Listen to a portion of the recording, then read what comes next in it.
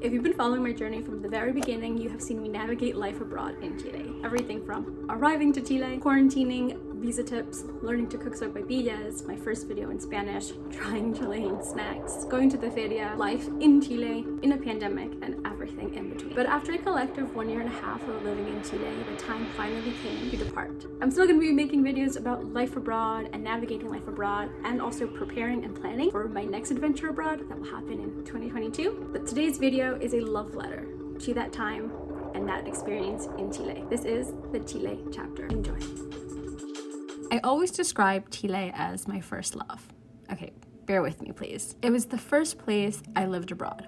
I felt fully independent and made me a big girl by navigating work, friends, anxiety, loneliness, apartment hunting, mishaps, a social uprising, love, a pandemic, and so on. We had many firsts together. Apart from the family loss I was coping with, it was simultaneously my final week in Chile. Leaving the first time was hard, but I knew that I was returning, and I did about 6 months ago. This time, it was harder. Maybe because it felt more permanent, or maybe because I knew this time I would not be returning. Many tears were shed in the airport, the 2 Delta flights, and as I wrote this. You see, when I first moved to Chile, I was 25 years old. I had left my job to pursue a dream I always had, to live abroad. I never studied abroad due to financial and certain course credit obstacles. If you know, you know. So I was really terrified and scared about leaving my stable job that I had in New York City,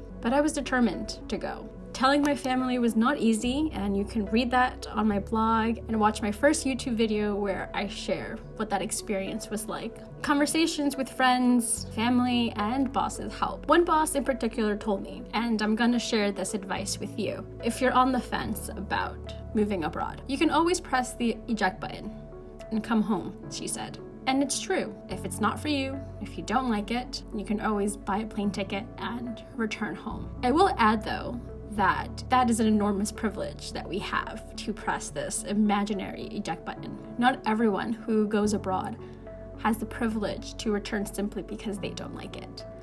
And some don't go abroad because of choice.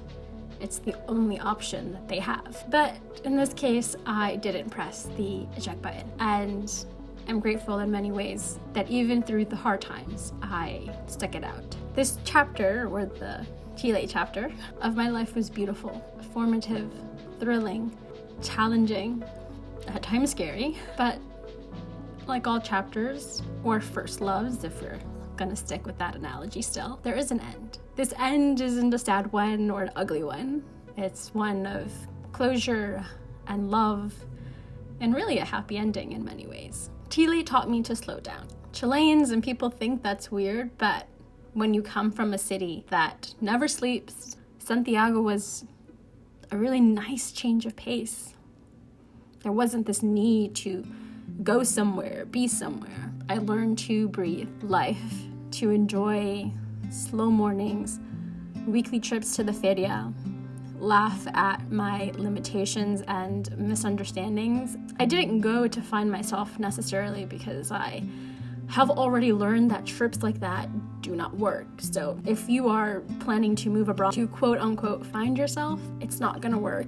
Maybe you'll gain a new perspective, a new experience, but finding yourself doesn't really happen. Instead, it reaffirmed my passion for slow travel and living overseas. And really, it confirmed to myself that that previous path that I was on, working in the city, working a 9 to 5, was just not the path for me. So what was this chapter like? Well, in short, there were late parties that lasted to early mornings, piscolas, clubs to house parties, to dating and falling in love. Yes, I did. Is that a very typical thing to do? Probably. To traveling to the desert, to different countries, and to the farthest point south I have ever been, to the deep conversations about life and everything in between. I carved a little life there. The social uprising showed me resilience and hope. There's this chant, El pueblo unido jamás será vencido. Or in English, the people united will not be divided.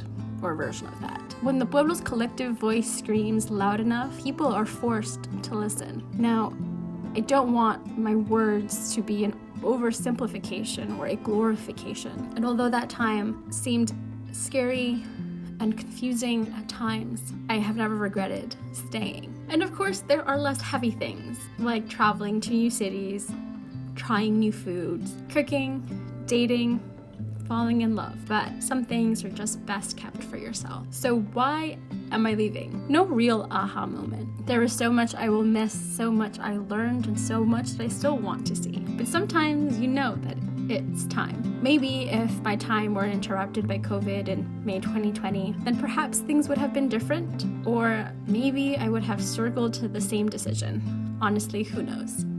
But what is true now is that this chapter has come to an end. I will never forget the Ashely who experienced Chile, who lived in Chile. Bits of her, like the slowness, the need for trips to the feria, to the desire to have some once and pan y palta, all are within me. But my adventurous soul, that desire for an experience, calls me to the next.